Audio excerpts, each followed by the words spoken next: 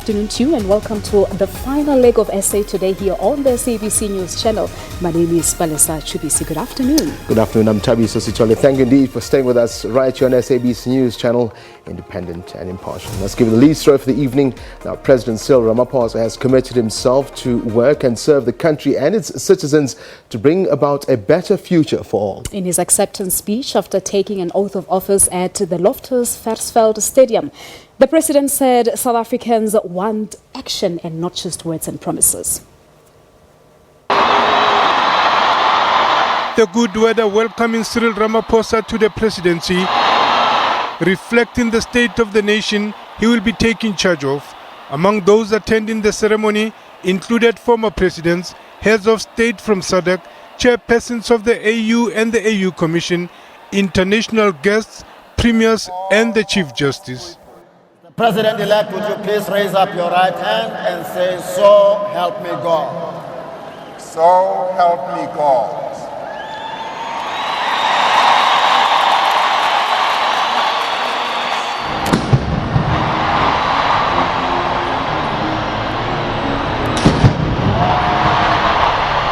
To South Africa's transformation. Beginning in an audible tone, declaring his sincere consciousness that the task ahead is huge. Calling this day a day of friendship and solidarity. Ramaphosa reaffirmed the common commitment to the continent and that South Africa will work with other countries to realize the AU's Agenda 2063. Turning to the job at hand, Ramaphosa reassured the nation of the trust bestowed upon him and acknowledged the challenges that lie ahead. He lamented the greed by some who enrich themselves at the expense of the nation. In recent times, our people have watched as some of those in whom they had invested their trust have surrendered to the temptation of power and riches. Ramaphosa says, despite the country's achievements, much more still needs to be done. The challenges that our country faces are huge and they are real. But they are not insurmountable. They can be solved, and I extend here to say that they are going to be solved.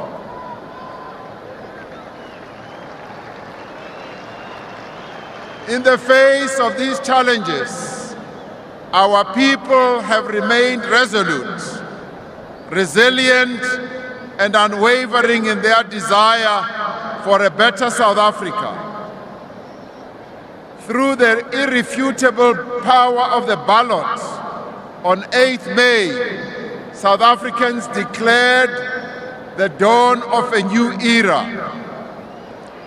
They have chosen hope over hopelessness. They have opted for unity over conflict and divisions. He says there has to be a better future for the country's younger generation who are the custodians of tomorrow. He said this was a defining moment for South Africans. Let us declare our shared determination that we shall end poverty in South Africa within a generation. Let us declare that when we gather to celebrate the 50th year of our freedom, there shall no longer be any person in this land who is unable to meet their basic needs. That there should be no child who goes to bed hungry. Every school child will be able to read, and every person who wants to work will have a reasonable opportunity to find employment.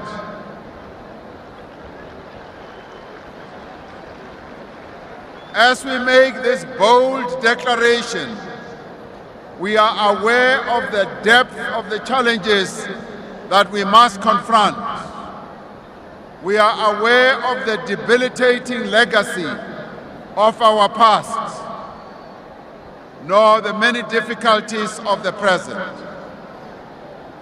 To achieve the South Africa we want will demand Fellow South Africans, an extraordinary feat of human endeavor. With the country's ailing economy, Ramaphosa called on labor, business and citizens to forge a compact that will move the country forward. Let us also forge a compact of an efficient, capable and ethical state, a state that is free from corruption, for companies that generate social value and propel human development, and for elected officials and public servants who faithfully serve no other cause than the cause of our people.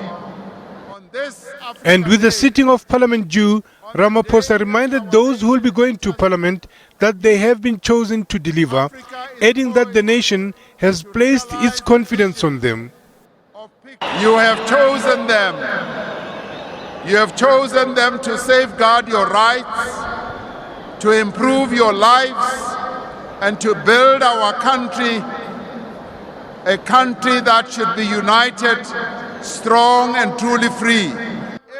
He added that the notion that Africa is always a cap in hand seeking assistance from Europe must be ended. We must use this innovative talent that originated in Africa to embrace and use the fourth industrial revolution to develop Africa, to create jobs for the youth and empower the women of our continent. A signal that a brighter day is rising upon South Africa and upon the continent. Lehana Tsotetsi, SABC News. Now, the South African Revenue Services, SARS,